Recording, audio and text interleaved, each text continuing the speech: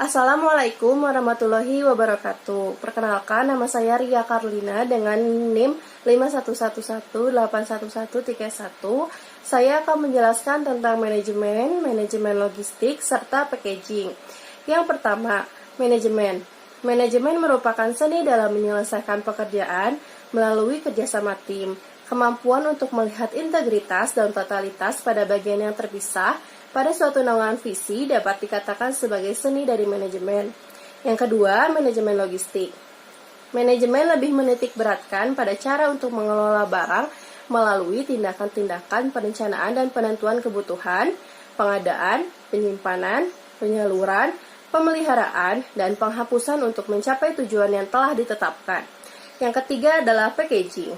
Pengemasan disebut juga pembungkusan, pewadahan, atau pengepakan, dan merupakan salah satu cara pengawetan bahan hasil pertanian, karena pengemasan dapat memperpanjang umur simpan bahan. Pengemasan adalah wadah atau pembungkus yang dapat membantu mencegah atau mengurangi terjadinya kerusakan-kerusakan pada bahan yang dikemas atau dibungkusnya.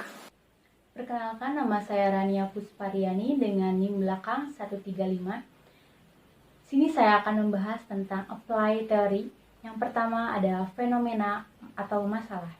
Kepala Dinas Lingkungan Hidup Jawa Barat, Anang Sudarma, mengatakan pencemaran lingkungan terutama di daerah aliran Sungai Citarum meningkat sejak industri tumbuh subur di Jawa Barat. Hal ini juga dapat dilihat dari banyaknya perusahaan yang menghasilkan produk tidak ramah lingkungan, misalnya produk perusak lapisan ozon, produk yang mencemari lingkungan, dan sebagainya.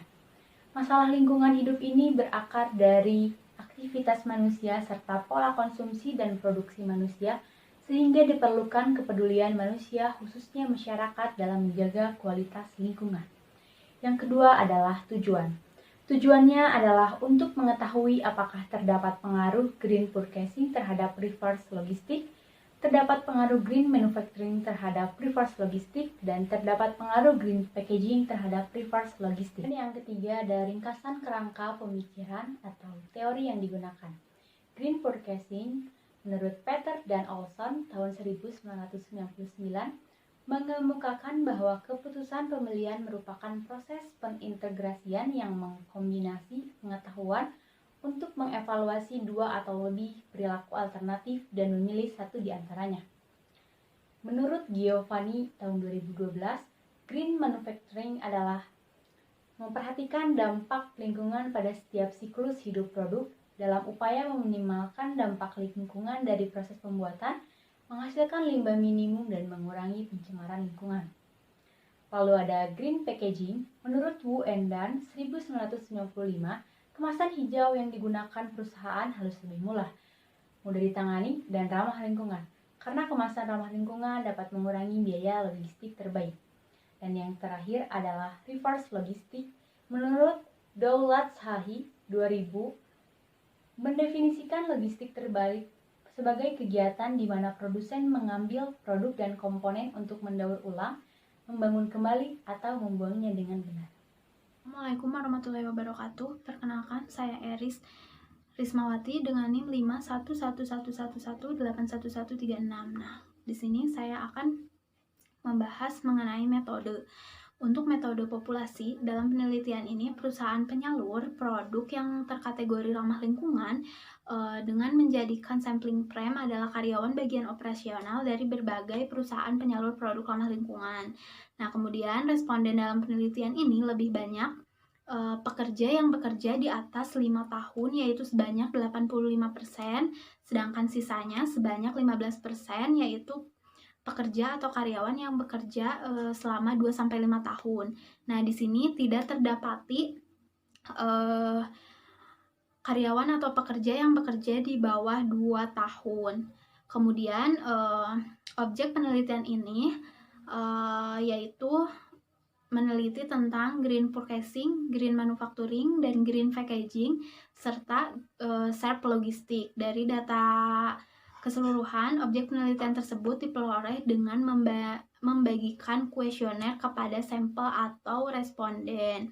Nah, data yang telah diperoleh dilakukan uji asumsi klasik yang meliputi uji normalis, kemudian uji multikolineritas, lalu uji heteroklinitas Oke-dasitas.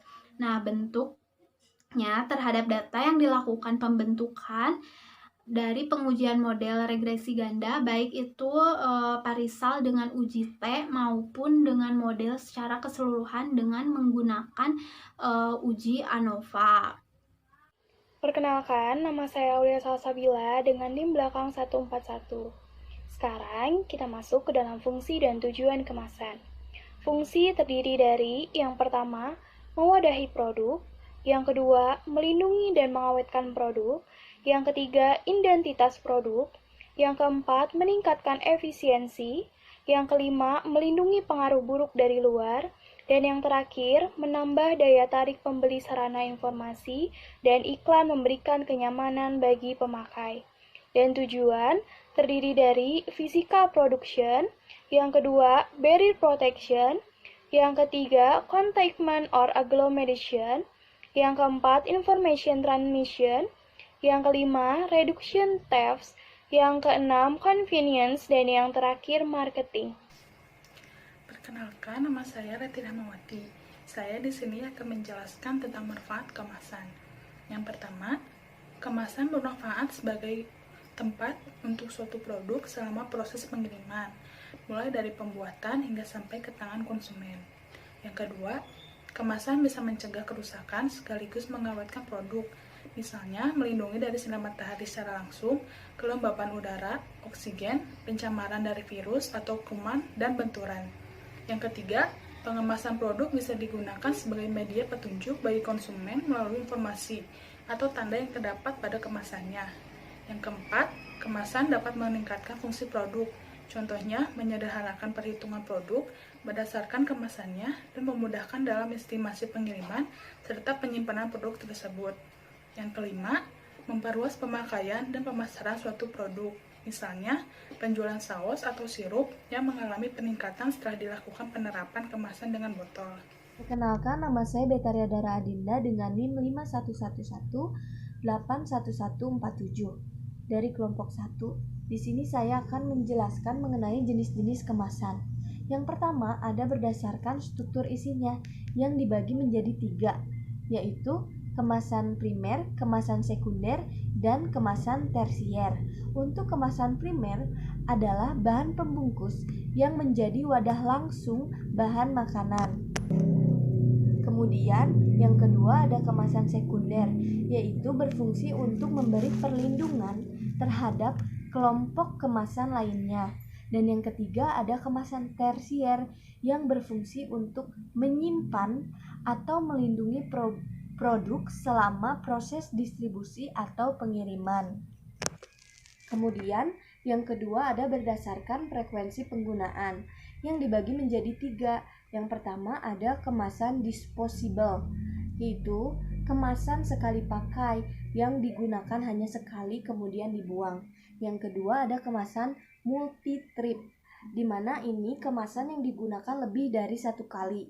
Kemudian yang ketiga ada kemasan semi-disposable, yaitu kemasan yang tidak perlu dibuang karena bisa dipakai untuk hal lain.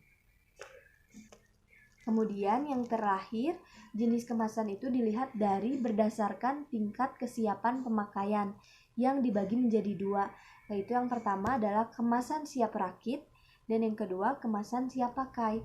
Untuk kemasan siap rakit ini harus melewati tahap perakitan dulu. Kemudian untuk kemasan siap pakai ini sesuai dengan namanya, kemasan siap pakai sudah siap untuk diisi produk dan bentuknya sudah sempurna.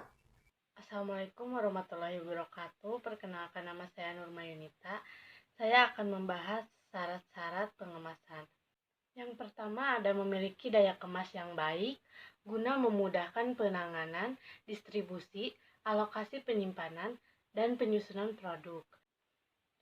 Kemasan harus mampu mengamankan isi produknya dari berbagai resiko di luar, seperti perlindungan dari sinar matahari, kelembapan udara, bau asing, benturan, dan kontaminasi mikroorganisme. Yang ketiga ada desainnya memiliki daya tarik tersendiri sehingga konsumen berkeinginan untuk membelinya.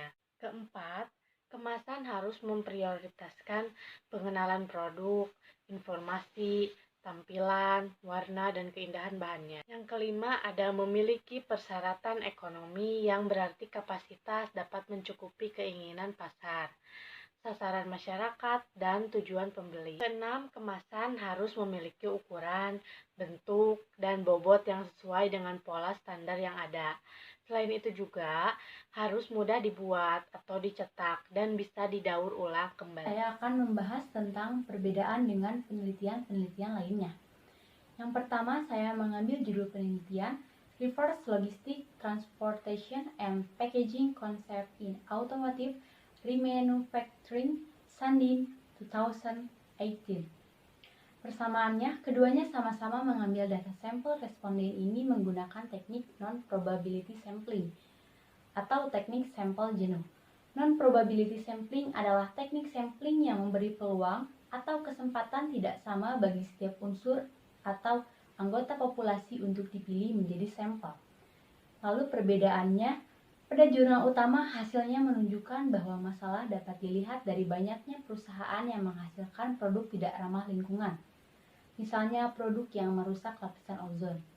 Sedangkan pada jurnal pembanding hasilnya menunjukkan bahwa masalah utama muncul di bidang logistik, yaitu konsep kemasan yang tidak melindungi produk secara optimal. Dan kesimpulannya dapat dinyatakan bahwa proses logistik harus dioptimalkan untuk meningkatkan bisnis. Mempertimbangkan hal ini, temuan penting bagi perusahaan yang beroperasi dalam rantai pasokan tertutup adalah bahwa kemasan seringkali tidak didefinisikan secara jelas untuk proses penting logistik balik. Selain itu, sistem pengemasan bekas seringkali tidak optimal dan beresiko membahayakan lingkungan yang menyebabkan biaya tambahan. Kemudian judul penelitian yang kedua yaitu Analisis Proses Packaging and Staffing Perusahaan Furnitur Lokal dalam Menjaga Eksistensi Persaingan Global, Studi Kasus UD Surya Abadi Furnitur, Sukoharjo, Jawa Tengah, Yogi Pasca Pratama 2018. Persamaannya, jurnal utama dan jurnal pembanding sama-sama mempunyai langkah yang dapat mengurangi biaya, meningkatkan keuntungan, mengurangi dampak negatif pada lingkungan, meminimalkan kewajiban, dan meningkatkan hubungan pelanggan. Perbedaannya, pada jurnal utama pengumpulan data dilakukan dengan cara menyebarkan kuesioner kepada 90 karyawan bagian operasional dari beberapa perusahaan penghasil produk ramah lingkungan yang selanjutnya atas semua data yang terkumpul dianalisis dengan menggunakan analisis regresi ganda. Sedangkan pada jurnal ini, metode pengumpulan data yang digunakan peneliti adalah observasi partisipatif, wawancara tidak terstruktur, serta dokumentasi. Kesimpulannya, berdasarkan hasil penelitian yang telah dilakukan, jurnal ini menjalankan mekanisme packaging and staffing secara baik dan tersistem. Sudah terdapat divisi tersendiri yang bertanggung jawab pada bagian packaging dan staffing, menunjukkan perhatian perusahaan pada proses ini. Bahan yang digunakan untuk proses packaging juga sudah memenuhi standar untuk pengemasan produk furnitur, sehingga dapat meminimalkan tingkat kerusakan produk furnitur dalam proses pengiriman. Oleh karena itu, perusahaan ini tetap dapat bertahan dalam persaingan pasar furnitur dunia. Selanjutnya, jurnal yang ketiga berjudul The Role of Smart Packaging System in Food Supply Chains, yang memiliki persamaan dengan jurnal utama bahwa keduanya sama-sama berfokus pada cara mengurangi biaya, meningkatkan keuntungan, mengurangi dampak negatif pada lingkungan yang bermanfaat bagi keseluruhan kualitas dan keamanan pasokan dengan meningkatkan keterlacakan produk dan mengurangi jumlah kehilangan dan pemborosan produk.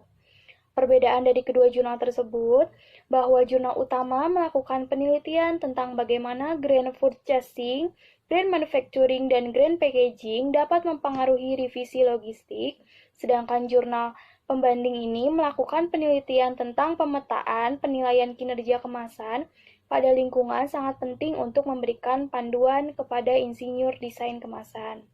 Dan kesimpulannya, antara jurnal utama dengan jurnal terkait, bahwa sebagai salah satu sektor industri yang tumbuh cepat menganggapi kualitas, keamanan, integritas, dan keberlanjutan sebagai prioritas utama, karakter seperti itu dapat ditingkatkan melalui integritas solusi SP.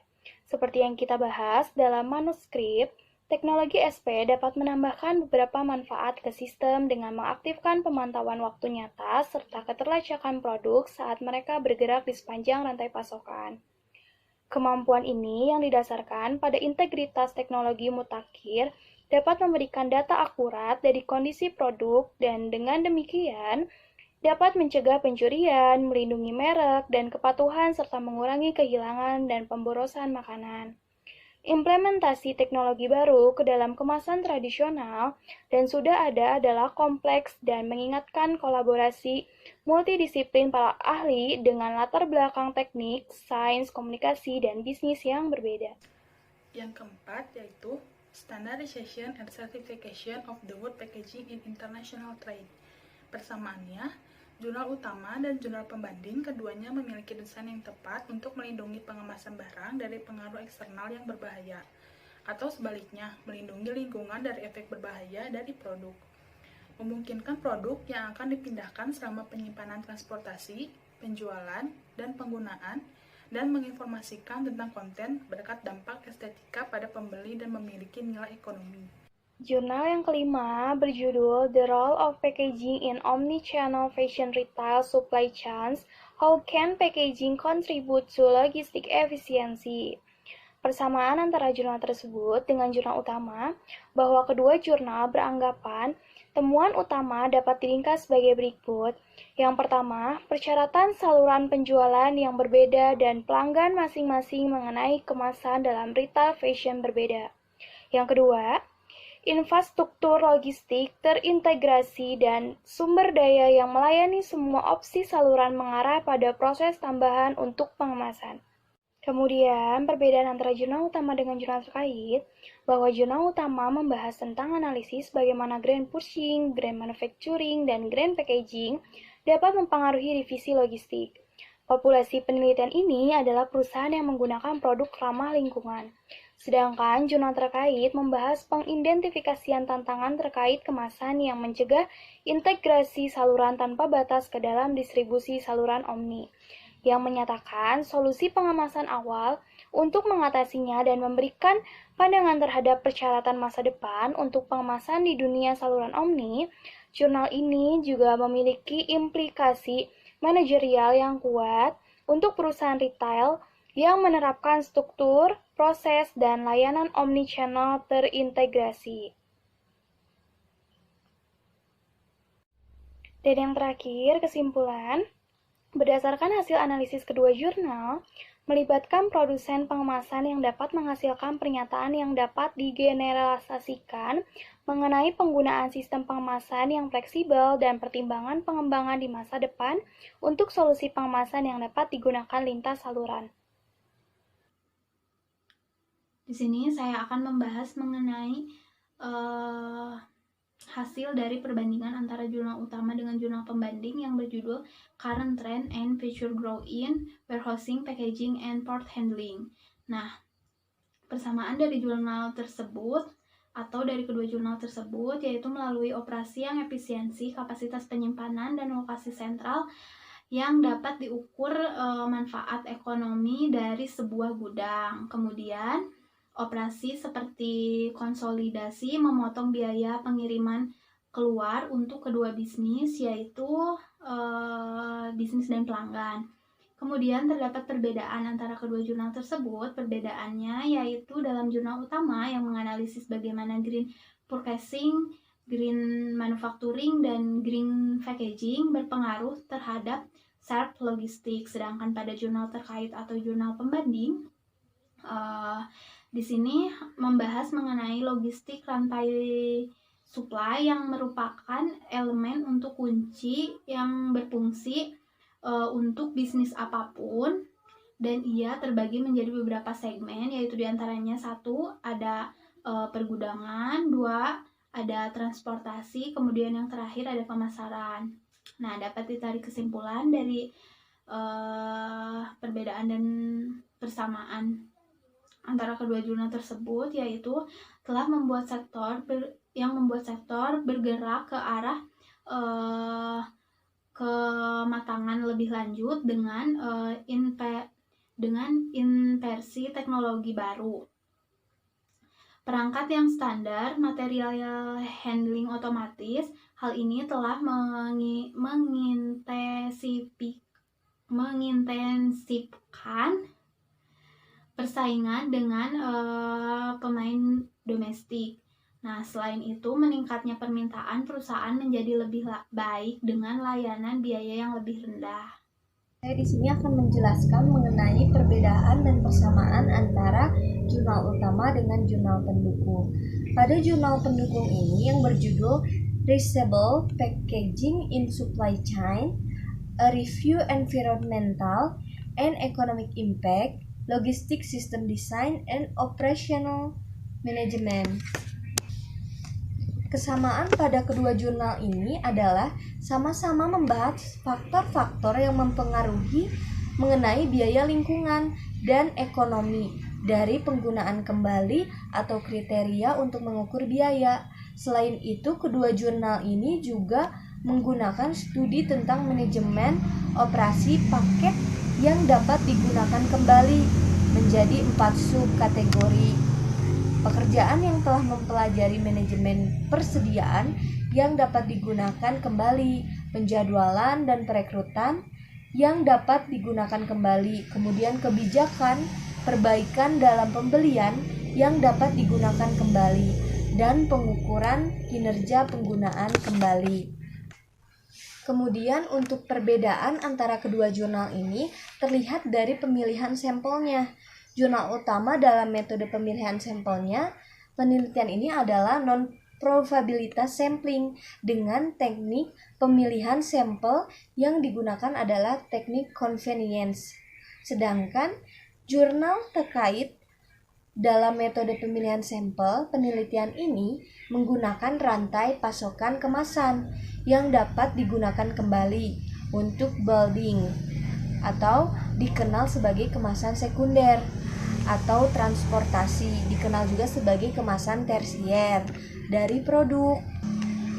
Maka kesimpulan dari kedua jurnal ini adalah kedua-dua jurnal ini melakukan tinjauan literatur sistematis tentang pekerjaan yang memberikan informasi untuk pengambilan keputusan, bergeser dari penggunaan tunggal ke sistem pengemasan yang dapat digunakan kembali. Karya-karya ini menjadi 3 kategori yang mempelajari diantaranya kelayakan sistem kemasan yang dapat digunakan dalam hal faktor lingkungan dan ekonomi. Kemudian yang kedua, berbagai desain sistem logistik, dan yang terakhir adalah konsep berkelanjutan untuk servers logistik yang mengarah pada kerangka konversif untuk mengintegrasi pembelian hijau, manufaktur hijau, dan kemasan hijau. Selanjutnya ada jurnal yang berjudul Logistic Customer Service in the Packaging Industry Day 2019. Persamaan kedua jurnal tersebut, pelanggan yang membeli produk yang tersedia secara umum di pasar yang ada persaingan kuat berdasarkan harga untuk memenangkan pelanggan, semua insentif dan kegiatan promosi perusahaan yang beroperasi di bidang ini harus berfokus pada penurunan harga yang sangat sulit karena kebijakan seperti itu mempertanyakan profitabilitas penjualan. Perbedaan pada kedua jurnal, dalam jurnal utama pengumpulan data dilakukan dengan cara menyebarkan kuesioner kepada 90 karyawan perusahaan ramah lingkungan dengan yang menjadi sampling frame adalah karyawan bagian operasional dari beberapa perusahaan penyalur produk ramah lingkungan. Dalam jurnal terkait, pengumpulan data dilakukan dengan cara menyebarkan data ke 8 perusahaan dagang dan produsen pengemasan yang menerapkan strategi yang dikenal sebagai strategi elemen. Kesimpulan dari kedua jurnal tersebut, hasil analisis kedua jurnal bahwa jurnal utama menghasilkan perolehan penelitian yang menyimpulkan bahwa green purchasing, green manufacturing, dan green packaging memiliki pengaruh yang signifikan terhadap reverse logistik, sedangkan jurnal terkait menghasilkan perolehan penelitian hipotesis bahwa strategi elemen layanan yang paling penting melibatkan resiko biaya layanan tinggi atau biaya rendah dengan keuntungan rendah pada saat yang sama. Selanjutnya saya akan menjelaskan tentang jurnal yang ke-10 dengan judul Innovate Solution for Using Packaging Waste Material in Humanitarian Logistics, karya Alberto Regatieri pada tahun 2018. Dengan persamaan dengan jurnal utama, yaitu melihat dampak kemasan terhadap lingkungan menjadi tidak berkelanjutan. Sedangkan perbedaannya itu pada jurnal utama dilakukan dengan cara menyebarkan kuesioner pada 90 karyawan pada bagian operasional dari beberapa perusahaan penghasil produk ramah lingkungan, yang selanjutnya data terkumpul dianalisis dengan menggunakan analisis regresi ganda. Sedangkan pada jurnal pembanding, yaitu disajikan dengan mengusulkan beberapa metode untuk mengoptimalkan perawatan akhir masa pengemasan setelah digunakan yang bekerja sama dengan Lab Depot Respon Kemanusiaan Perserikatan Bangsa-Bangsa atau disingkat UNHRD. Berdasarkan hasil analisa yang diperoleh, maka dapat ditarik kesimpulan bahwa kedua jurnal sama-sama memperhatikan dampak limbah pada lingkungan tidak berkelanjutan. Sehingga di sini mengharuskan titik balik dalam mendaur ulang dan atau menggunakan kembali bahan. Selanjutnya saya akan menjelaskan tentang jurnal yang terakhir dengan judul Economic and Environmental Packaging Sustainability, a case study dari Ivan Gonzalez Bebeta tahun 2018. Dengan persamaannya, yaitu pada jurnal utama dan jurnal pembanding sama-sama membahas tentang mengenai pengetahuan tentang kemasan berpengaruh terhadap kelestarian lingkungan. Sedangkan dengan perbedaannya, kedua jurnal yaitu pada jurnal utama penelitian menganalisis bagaimana green purchasing, green manufacturing, dan green packaging memiliki pengaruh yang signifikan terhadap reverse logistik. Sedangkan pada jurnal pembanding menganalisis 3 jenis kemasan untuk mendapatkan diagnosis situasi awal. Dalam proses ini, biaya dan jejak karbon dihitung masing-masing untuk mengukur dampak ekonomi dan lingkungan, kemudian logika alokasi kemasan baru diusulkan bertujuan meningkatkan kedua aspek. Kesimpulan dari jurnal terakhir tersebut yaitu, berdasarkan hasil analisa yang diperoleh, maka dapat ditarik kesimpulan bahwa kedua jurnal melakukan analisa terhadap lingkungan dari dampak strategi pengemasan atau packaging. Kesimpulannya, pengemasan atau packaging adalah wadah atau pembungkus yang dapat membantu mencegah dan mengurangi terjadinya kerusakan-kerusakan pada bahan yang dikemas atau dibungkusnya. Bahan kemasan yang digunakan bervariasi dari bahan kertas, plastik, logam, fiber, hingga bahan-bahan yang dilaminasi. Secara umum, fungsi pengemasan pada bahan pangan terdiri dari 9. Yang pertama ada mewadahi produk selama distribusi dari produsen hingga konsumen. Yang kedua ada melindungi dan mengawetkan produk. Yang ketiga sebagai identitas produk. Yang keempat meningkatkan efisiensi. Yang kelima, melindungi pengaruh buruk dari luar. Yang keenam, memperluas pemakaian dan pemasaran produk. Yang ketujuh, menambah daya tarik calon pembeli. Yang kedelapan, sarana informasi dan iklan. Yang kesembilan, memberi kenyamanan bagi pemakai. Terima kasih atas perhatiannya. Wassalamualaikum warahmatullahi wabarakatuh.